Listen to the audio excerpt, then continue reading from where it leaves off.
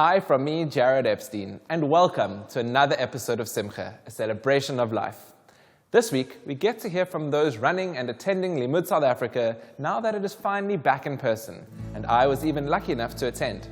We also find out about the replica Anne Frank room in Durban. But first up, Ma'agal is a radical Jewish calendar, and co-founders Livnat Faber and Sophie Bigor Goldblum are excited to tell us all about it and how different artworks brought it all together.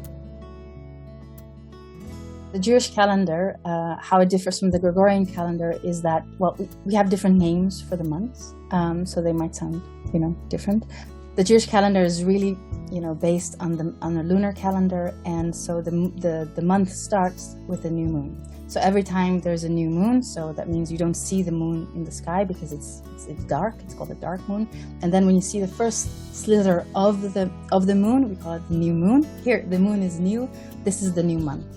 And so the calendar is very much, let's say, earth-based, You could just look up at the sky and know approximately where in the month you are.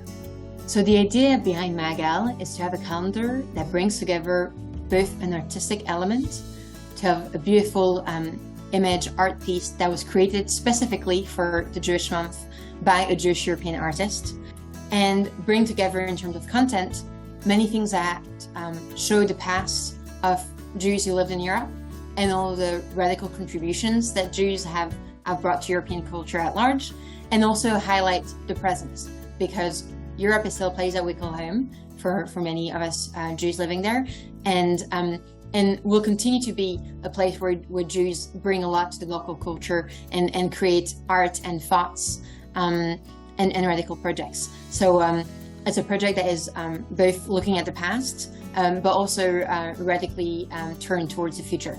Marking time is very, very important. This is why we have Shabbat on Friday, etc. We're marking time.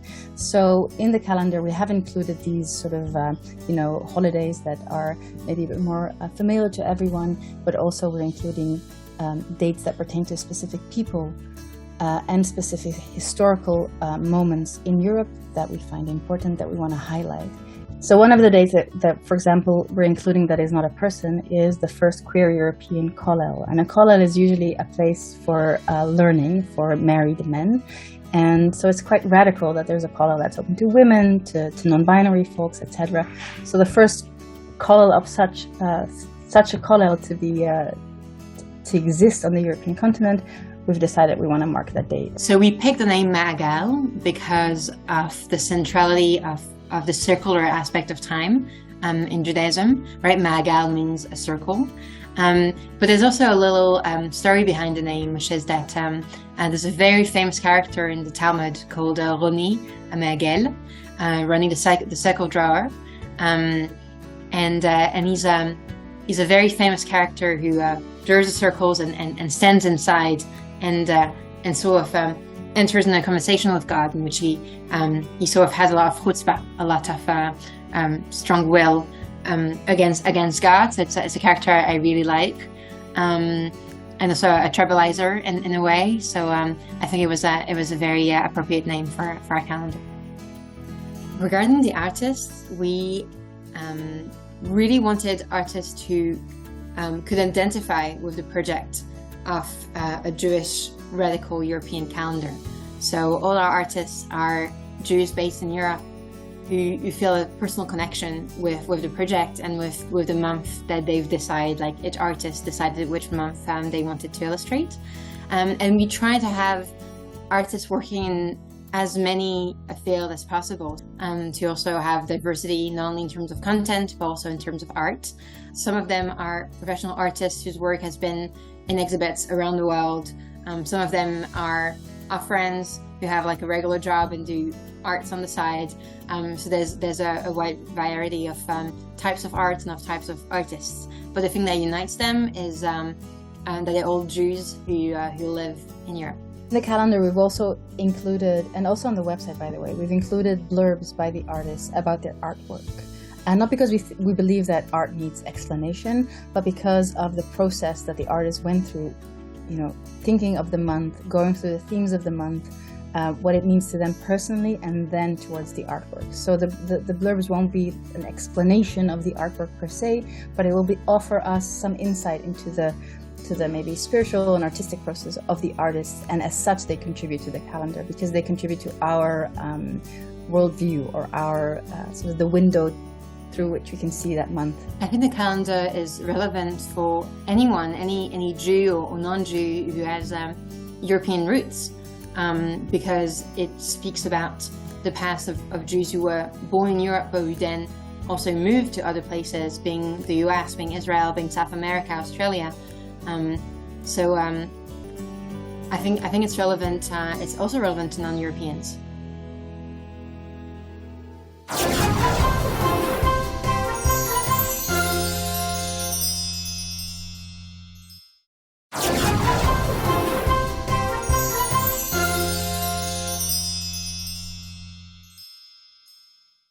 Limud is an amazing weekend conference that brings the diverse Jewish community together in one space. It happens annually in many locations around the world, including South Africa. National Chair Sarit Sweezer tells us more about returning to an in-person event after the last few years online due to the COVID pandemic.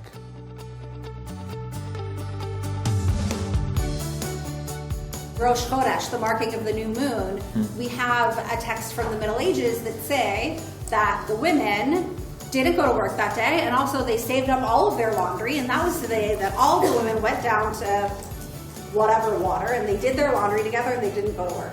There was a destruction of many Jewish sites, including this synagogue that is 1,000 years old but no longer stands. So we have a photo of the Abu Shaib synagogue, but it no longer stands. And it also led to the mass migration of Libyan Jews. The last Jew left in 2003. When COVID hit, obviously early on then, we actually had no idea when things would lift, if we would be together again, and we just thought, everyone was isolated. We have to find a way to create something for the community to come together during those really difficult times when we had no vaccine and it was quite frightening. And so very quickly we actually moved on to online, and we managed to create quite a big event actually, where it was open to the community. We've got 2,000 people in May of 2020, and we just thought we need to keep doing this. We need to keep making Limud available to people, and we had about 4 events online from 2020 to 2021, just as a way of trying to keep the learning alive and the Limud experience. It's obviously not the same as being in person, but we wanted to make sure that there was an opportunity for learning and growth. Challenges, obviously, we've been through difficult times in the country. People have experienced a lot of loss, a lot of pain, a lot of financial difficulties as a result of COVID. Also, I think people had a fear of would we be able to go out and be together in large numbers, and I think it took a lot of convincing of people that it was okay and that we could do it and that we actually need this kind of thing in our community. We have such a dedicated and inspiring team of volunteers who really put all of this together, and we can't thank them enough. But I think our biggest challenge this year, especially after 3 years of people not having had to volunteer, was really rallying the troops and getting people back to remember why they do this. And hopefully being here has re-inspired them to volunteer for next year. The Joburg conference has been more exciting compared to usual or compared to other community events, purely because people are excited to come together again from all different walks of life, from all different walks of Jewish life. It's diverse, it is exciting. People are excited just to be connecting with each other again, and not just within one specific communal space, but coming together with people from all over. This was Sicily, and in Lecce, which is the main city of this region, also there has been excavations and all Jewish remains that have been found. So it is, again, an area that has been heavily and densely populated by Jews and Jewish culture and Jewish things, and everything evaporated and vanished very, very quickly.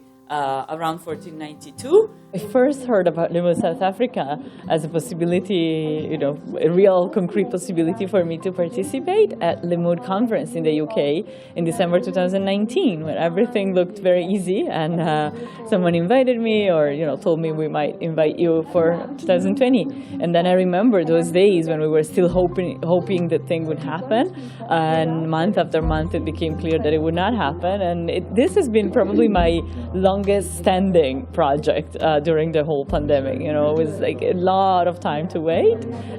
So now it really feels magic to finally be here and meet people from such diverse backgrounds and see people who come from really different parts of the world. So it's wonderful. I really hope that we will continue like this and just be together and meet. Yeah, Limud has remarkable presentations given by international presenters and local presenters. But at the end of the day, it's also about the experiences between Limud choices, seeing people agonize about what session they go to next, seeing about people connecting at the coffee stations or over meals. That is absolutely inspiring. These kinds of experiences, where people who do not ordinarily gather together or eat together, coming together, is one thing which inspires me, and I think inspires a lot of the people who are involved in Limud as volunteers, presenters or donors. Okay, so let's just blow through some more of these examples from pop culture. Here, we bring it back to Judaism again. This is the DreamWorks movie. Why am I blanking on his name right now? Prince of Egypt, thank you. And we have Moses, we have Pharaoh, we have Miriam as the Tam, and we have Aaron as the She'eno Yodei Elisho. Hold on to that because it's going to dovetail again with what you were talking about. The 4 children are 4 distinct people, right? Well, here's an exercise. Come up with your own example from your own popular entertainment and try to put them into boxes. But here's the point I'm getting at. We don't want to put people into boxes. That's the danger here, and it's in fact the conversation that we've been having. It's not always straightforward, the 4 children. Being at Joburg Limud 2022 has been a revelation. I've never been to South Africa before. I was very honored to be invited, and the level of Menschlichkeit and passion for learning has been absolutely off the charts. I love Limud Conference, and especially the one in South Africa. The wonderful thing about this Limud is that this group gets it. I talk about racism, the scourge of racism in Israel against minorities, and this group understands racism in a way that no other Jewish group understands it. My favorite part of Limud, I'm quite a schmoozer, and I sort of work the crowds well, but it's been meeting individuals who I never knew before, who have the same kind of zeitgeist, if you would call it that, the same kind of mood and sense of their Jewishness. You don't have to be behind the veil, you don't have to be 12 children, barefoot pregnant in the kitchen, and I feel it's like I've come back to myself, so I felt at home. I think the sense of coming home has been magnificent. Overwhelmed. We didn't expect to have as many people as we have. We've had a wonderful, wonderful response. We've had more young people under 30 than we've ever had before, which gives us a lot of hope that our community needs the continuity, the community, and the care and the commitment that we have at Limud. I found that Limud is really empowering, especially because I didn't get a Jewish education at high school, and I didn't feel like I've had a Jewish space for quite a while, being in COVID.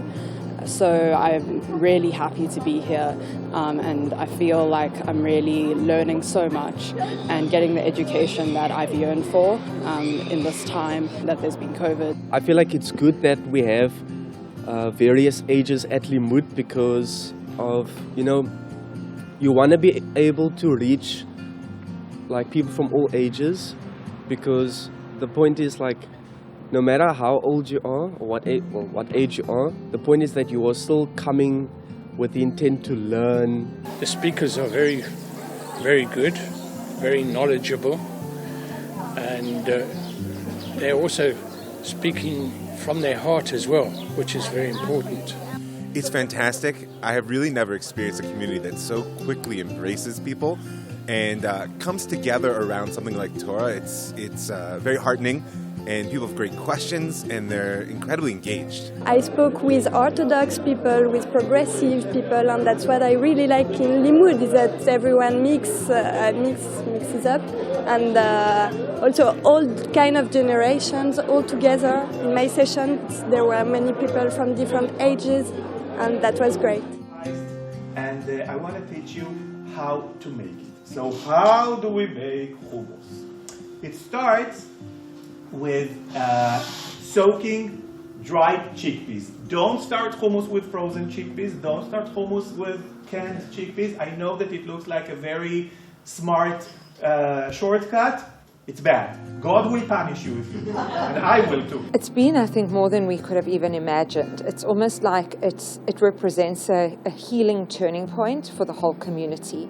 The idea that we can actually have in-person events again, that we're not just heads on a screen taking content in, but that we're interacting with each other, singing, breathing, eating together. It's quite emotional, actually, to realize that we can rise from the ashes, and that there is such life here. There are amazing people, young, old, engaging, thinking, and people want to be together. I think this was a very, very important year for Limud. We saw major developments and breakthroughs. In Johannesburg, we saw a lot of young people and people who haven't traditionally been to Limud, like observant, Orthodox observant Jews coming to Limud. That was a major breakthrough. We've seen a number of young people come to Limud here in Cape Town for this weekend for the first time. So to just continue building on that incredible momentum as we march on to 2023. Aside from the one or two lectures that particularly resonated with me, I enjoyed standing around and talking to people who some of whom I've seen and not seen for many years, and some of whom I've just met. Definitely interacting with the speakers, in person, sitting with them at meals, being able to discuss all kinds of issues that don't come up in the session, and also just seeing people again, seeing my old Limud friends. I've been at Limud since the very beginning, and so there are people I only see at Limud every year, and online you just don't get that. Highlight was discussing topics that we don't normally discuss in school. As a matter of fact, the community doesn't normally talk about it, but here at Limud, it gets all sorts of topics that is like, wow, okay, this is it. My vision for Limud going forward is that it will continue to be the apex of Jewish experiences and Jewish events in the South African Jewish community, and that the event will just continue to grow. I think our numbers which we achieved for this weekend were very, very impressive, and I'm confident that after this weekend and today, it's going to set a good tone for a big 2023.